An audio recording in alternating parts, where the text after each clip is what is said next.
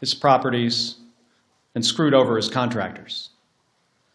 He did it as a reality TV host known for firing people, his properties, and he's done it screwed over his contractors. As president who tries every day to intimidate people with no regards for the rights or well-being of the American people. I'll say this for the guy. While he's never seemed to do much else right, for most of Donald Trump's career, bullying people has worked out for him. But not now.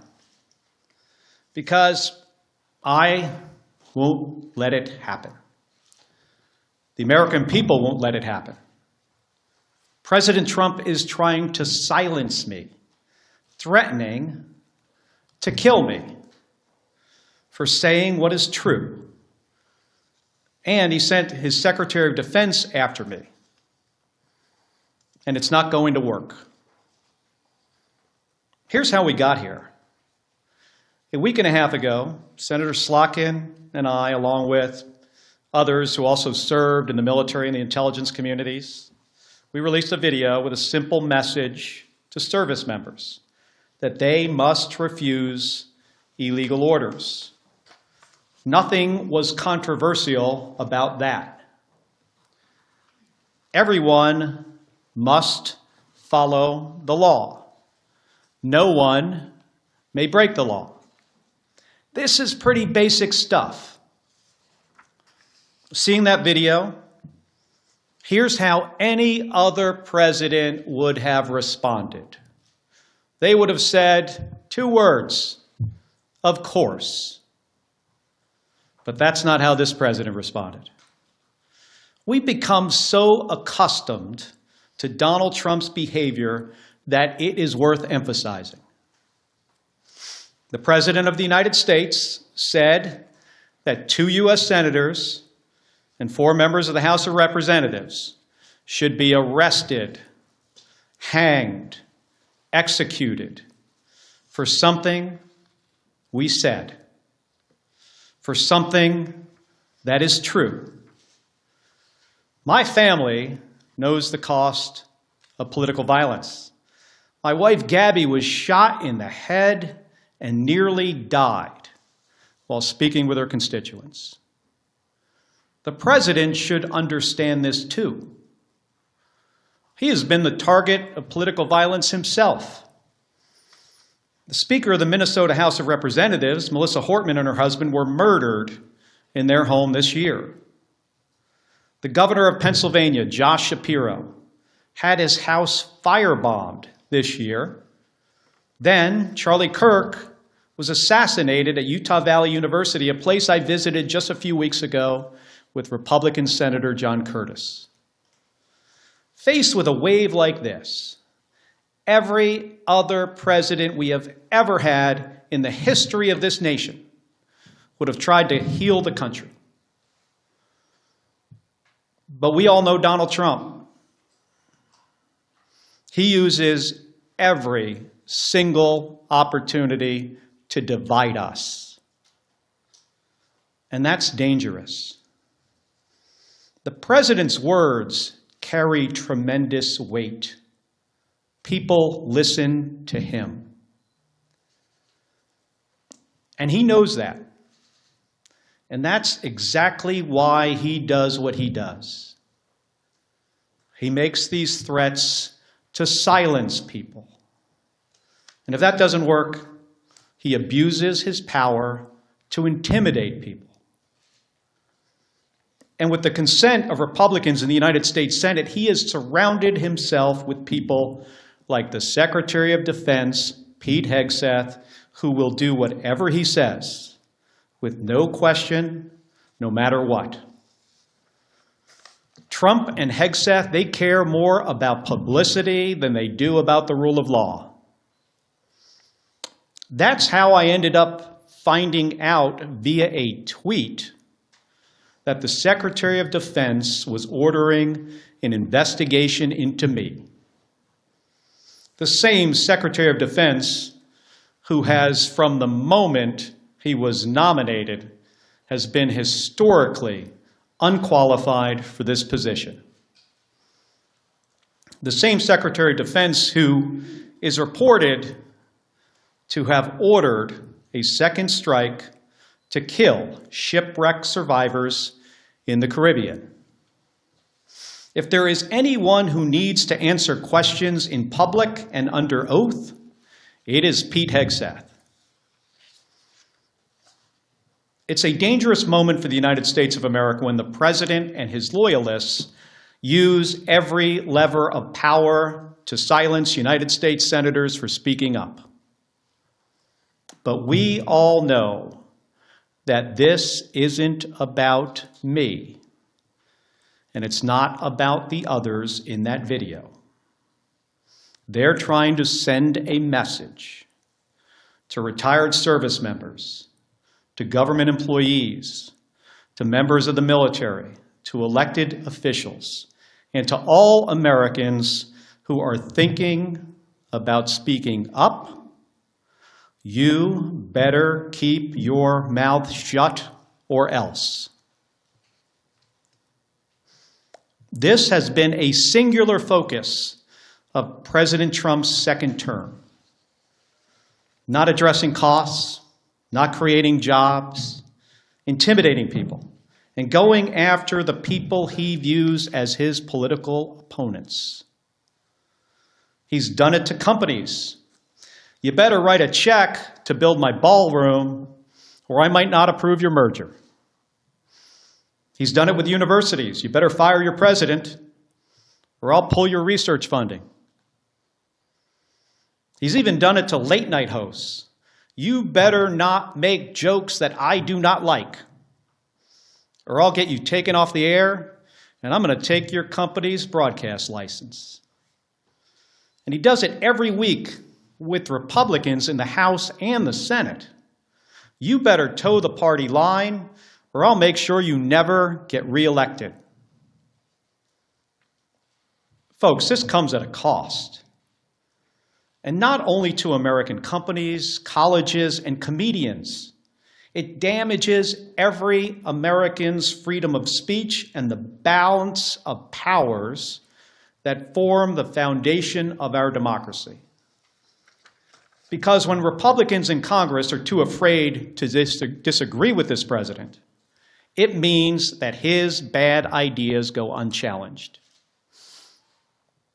He has slapped reckless tariffs on countries across the globe, skyrocketing the cost of everything from groceries to school supplies. Republicans historically, well, at least a year ago, they hated tariffs. But when it comes to voting to undo them, they are too afraid of Donald Trump.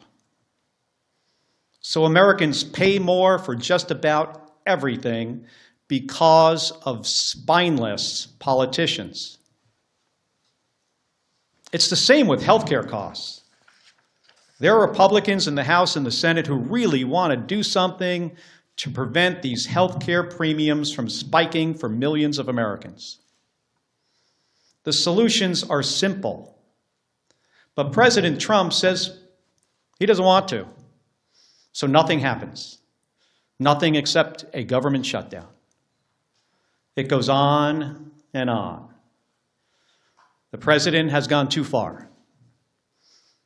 Everybody needs to wake up. The occupant of the Oval Office is ignorant to the Constitution and has no regard for the rule of law. We can't control your visitors this holiday season. Trying to silence me, in proposing to court-martial me, in threatening to kill me, for fighting back when our democracy demands that we must fight back. President Trump has crossed the line. And this time, it's not going to work. I will not be intimidated by this president. I am not going to be silenced by this president or the people around him, because I've given too much in service to this country to back down to this guy. In 1991, when Donald Trump was driving the Taj Mahal casino into bankruptcy, I was getting shot at over Iraq and Kuwait. In 2001, after Donald Trump said that the collapse of the Twin Towers meant he now owned the tallest skyscraper in Manhattan, I was carrying flags honoring 9/11 victims into space on a rocket ship. In 2003, when Donald Trump was writing birthday greetings to the monster Jeffrey Epstein, I was the first on the scene to recover the bodies of my fellow astronauts who died when Space Shuttle Columbia exploded during re-entry. In 2011, when Trump was hosting a reality show and peddling conspiracy theories against President Barack Obama, I was sitting next to my wife's hospital bed as she recovered from a gunshot wound to the head. My point is this: I've been through a lot worse in service to my country. The president and Pete Hegseth are not going to silence me. They aren't going to keep me from speaking out, and they're not going to keep me from doing my job. Enough of the bullying, enough of the intimidation, enough of the threats, enough of your nonsense. Doesn't help anyone in our country afford their groceries or pay their medical bills. And it erodes the rights of every American. My job is to fight for them, to stand up for the Constitution, and nothing is going to stop me from doing my job. Thank you, and I'll take some questions. Hold on a second. Give me that folder there. Just sit this down here. Can you, well, I know it's Manu from CNN, but for everybody, just starting with you, just say who you are, you know, what station. The White House said today that Admiral Bradley gave the order for that second strike on the Venezuelan boat. They also said this was a lawful strike. Yesterday you said the second strike could be a war crime. Do you think that Bradley committed a war crime? Let me just start, Manu, by saying that there needs to be an investigation.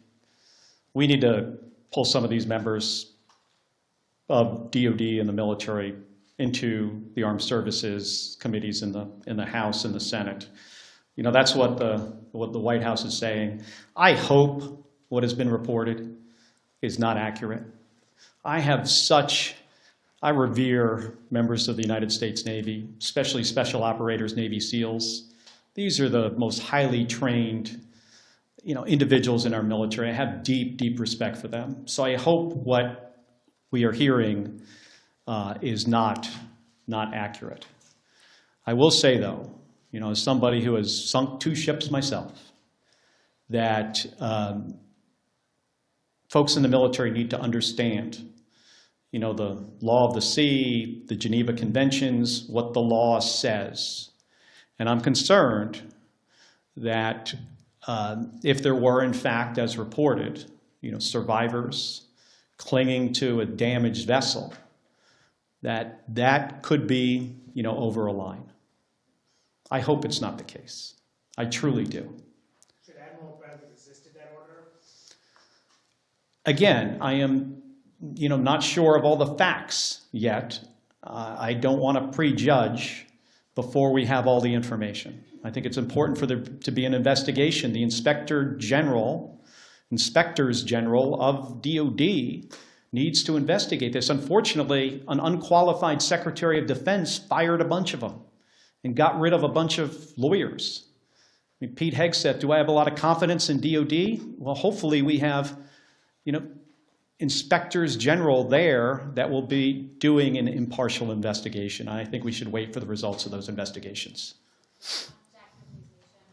Regarding this press conference, the investigation into your actions, have you spoken with DOD or DOJ or anyone? Have there been any conversations, any interviews yet? You know, like I said in my remarks, I was notified of a potential court-martial through a tweet by the Secretary of Defense. I mean, think about that for a second. How ludicrous is that? That's the only notification that we have received to date. And I think that says a lot about who Pete Hegseth is and what he cares about. He doesn't care about the law. He doesn't care about process. He doesn't care about accountability. He cares about views on his Twitter account. And that's a big problem. I mean, I want to ask you guys this question. Have you ever in the history of our country seen a less qualified or less professional Secretary of Defense? I cannot think of one.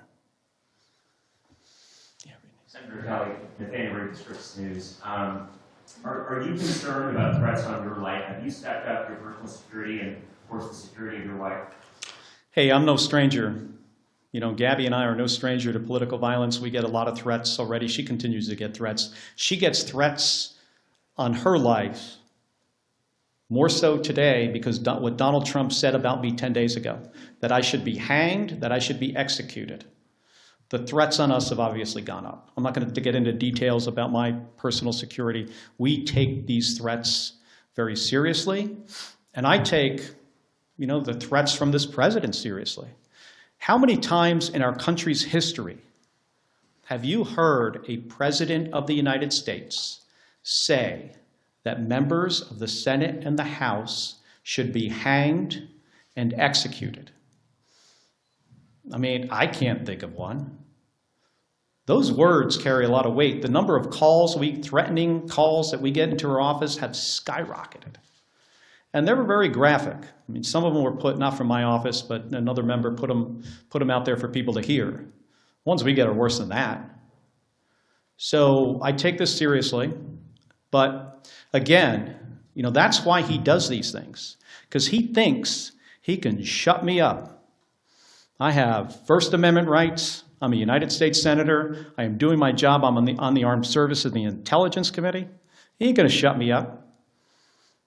I mean, he intimidates other people. I'm not intimidated by Donald Trump or Pete Hegseth or anybody else.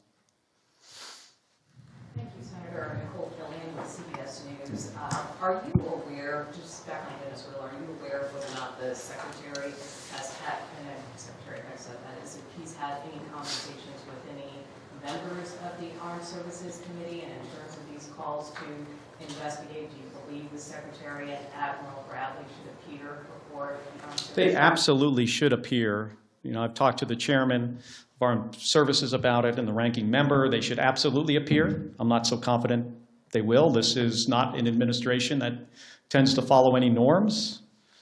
But we need to get to the bottom of this, of what happened. And we are not Russia and Iraq. I'm really concerned if the reporting is correct. Again, I hope the reporting about this incident is not accurate. What the White House said today actually indicated it might be, but we're going to have to see. Going back to the DOD matter, are you considering any legal action to this risk of being court-martialed or any of the tweets or constructive investigations? You mean like me suing Donald Trump for what he said? I think what he said about us is dangerous. It's ridiculous. It is a violation of our constitutional rights as Americans and our rights as senators to do our job, and he's trying to intimidate us. But I have not considered that, not at this point. Thank you, Senator. Senator Monica, today. Do you see this as fundamentally First Amendment issue for you that you want to highlight against the president who's trying to silence you? And how do you see the whole process playing out? Well, again, this isn't really about me. And that's why I think people are kind of got this a little bit off here. It's not about me. It's not about the other 5 members in the video. It's not about Alyssa Slotkin, Chris DeLuzio, Chrissy Houlihan, Jason Crow, Maggie Goodlander. It's not about us. This is about a president who doesn't want anybody to say anything that he does not like. I don't think he understands the Constitution. I'm serious about this. I think he is ignorant to the Constitution and the rule of law. And he just wants to silence us, and it starts with us. And that's one of the reasons people say, well, why wouldn't you just back off? Because this isn't about me. This is about what he will do next. Who's he going to go after next? Which service member? Which government employee? Which citizen who decides to say something that this president doesn't like? And then he goes after them, in my case, with the Secretary of Defense. Who knows what's next? With the Attorney General? I mean, this DOJ has been just, attacking people for all kinds of stuff. And what's next? Our First Amendment rights? Ain't happening. Noah Robertson, Washington Post. Can you tell us anything more about the FBI's involvement in the inquiry into you and the other lawmakers who appeared in the video? Have you scheduled an interview with them? We haven't heard all that much. We got notified. I think the better question is, what is their motivation? Like, did this come from the FBI? Do you guys think the FBI, they went into their meeting that morning and said, of all the stuff that's going on in the country right now, we got to get right on top of this. These guys said something the president didn't like, and now we've got to do something about it. Or do you think it's possible that the president told his FBI director to tell the FBI agents to reach out to these guys? So I think this is a good question for you. All of you in here should be asking the FBI those questions. I don't have the answers to them.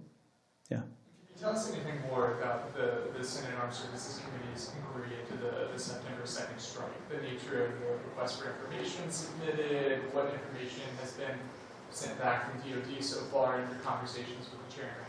Well, we had a brief on the first 3 strikes, and I have said this, before 10 days ago, that they're tying themselves in knots trying to explain why this entire operation is legal. And I imagine eventually, I hope you have an opportunity to see the legal argument that they made to do this. It's important for the American people to see it. We have to get folks before the committee. And, that process might take a little while. But I ultimately think we're going to get to the bottom of this. And again, if what seems to happen actually happened, I'm really worried about our service members. I was talking about this from the beginning of this operation, that the thing that I am most concerned about is the very difficult situations that this Secretary of Defense is going to put service members into. And it's because this guy is so unqualified for the job. I mean, think about this. He runs around on a stage talking about lethality and warrior ethos and killing people. We have the most competent, capable military this planet has ever seen by far. That's not the message that needs to come from the Secretary of Defense. The message should be about what's our mission and accountability and the rule of law and training. And let me make sure you're equipped to do really hard jobs. Let me give you all the tools you need to do something that often is an impossible mission. And instead, he runs around on a stage like he's a 12-year-old playing Army. And it is ridiculous. It is embarrassing.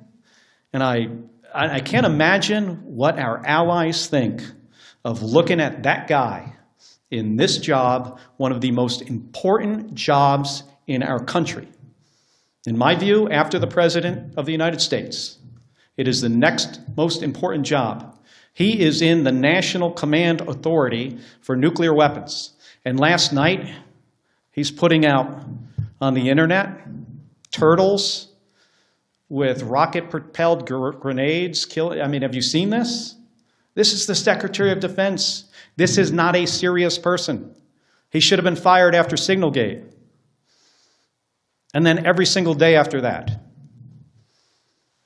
Alex Laporte of ABC News. Just to put a finer point on it, because you were quite vocal about the sort of flimsy legality that was being offered during the briefings, were these sort of strikes that are now in the news what you were making reference to when you posted that video telling members of the military that they needed to feel okay just obeying orders that they felt were illegal?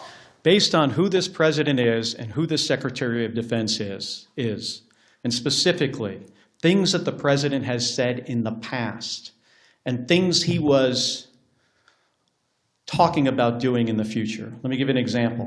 2016, he's talking about something on a debate stage that was clearly illegal, and he was reminded by Brett Baer from Fox News that that would be an illegal order. Military won't do that. You know what the president's response was to that? The military will not refuse my orders, implying that even if they are illegal, they will not refuse them. He's also talked about shooting protesters in the legs. Then he's talking about deploying more troops to American cities and using those cities as training grounds. Do you know what that means? That means using the American people for the military to train on.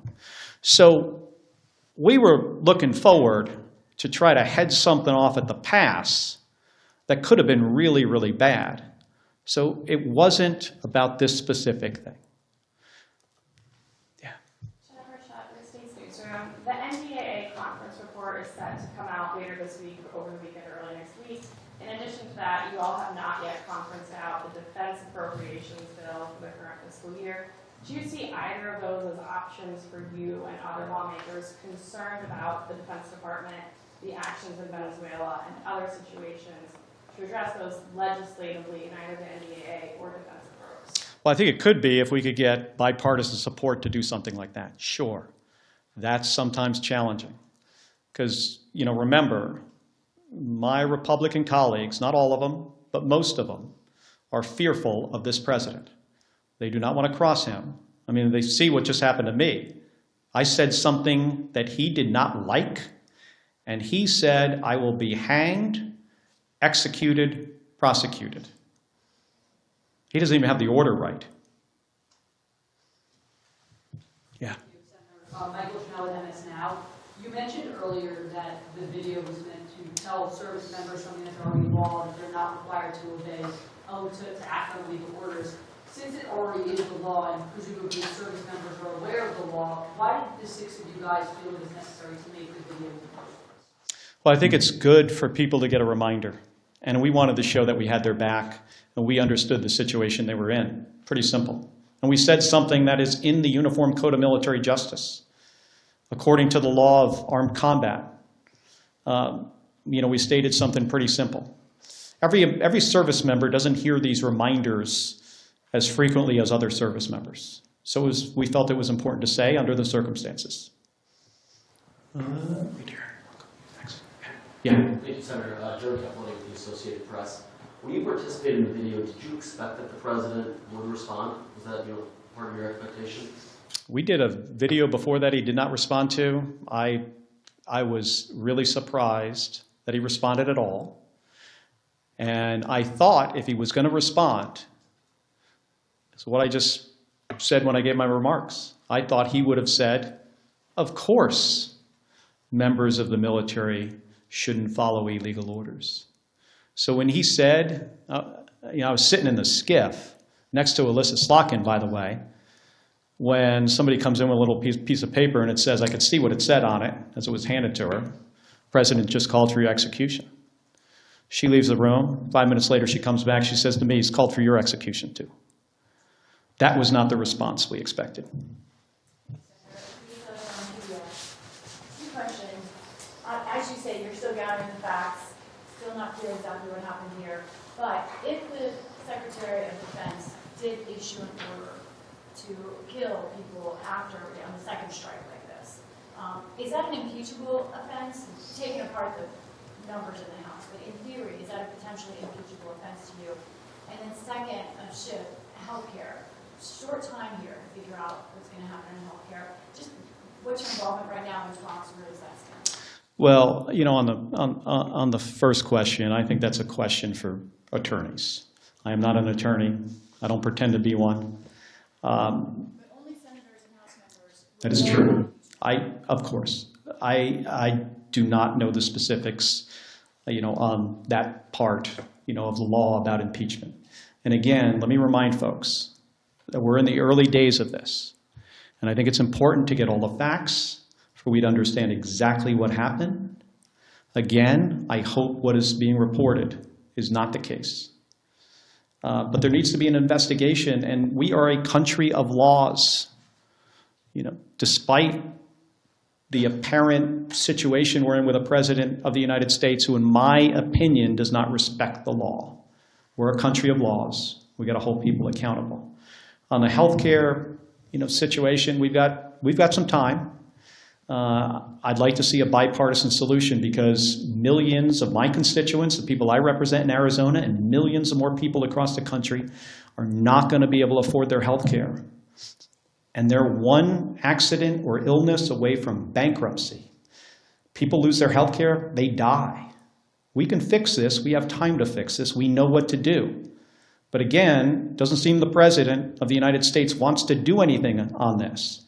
If he wants to help the American people, he should engage with the United States Congress on fixing this spiking of premiums, fixing this issue.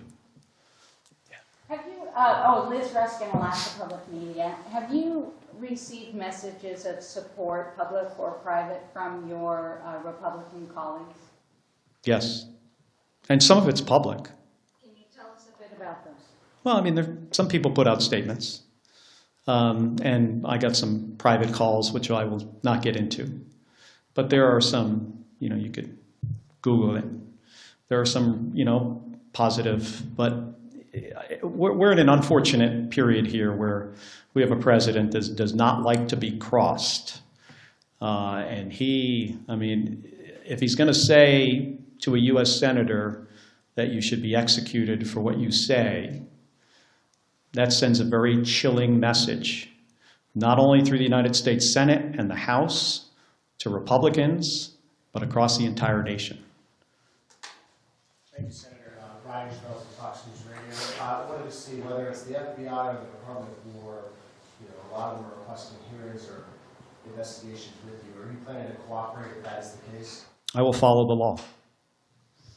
Jim Kuzingar with the Boston Globe. You mentioned that some of your Republican colleagues have been bullied by the president.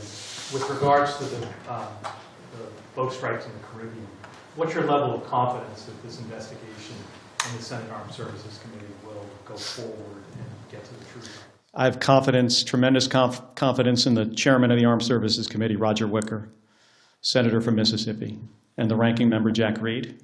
And I've spoken to him about this, and I know he's going to try to do a thorough job. Where I don't have a lot of confidence is in the Secretary of Defense and what he has done to this department, firing JAG officers, firing inspectors general. He's decimated it. Firing people in the leadership of DOD just because of the color of their skin or if they were a woman. So I have about zero confidence in the Secretary of Defense. I have tremendous confidence in the chairman of the Armed Services Committee. Connor O'Brien, Politico. Senator Schatz tweeted this afternoon and said Pete Hegseth needs to testify in the month of December before we pass a defense authorization. And I'm just curious, as a member of Armed Services, do you agree with that approach? Should Democrats be open to potentially, holding up NDA to leverage testimony, information, whatever in this process? I spent 25 years in the United States Navy. I understand the importance of the defense bill and the programs that we authorize and the changes we make to policy through that piece of legislation.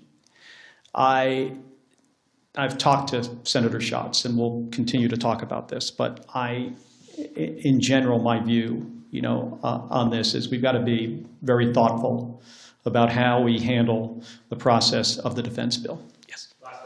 Carla Avenue News. Just to clarify, you were not briefed on the double tap of the first strike. None of your briefings have included that. If Hegseth will not testify, will you call on Admiral Halsey of Southcom to come in and testify?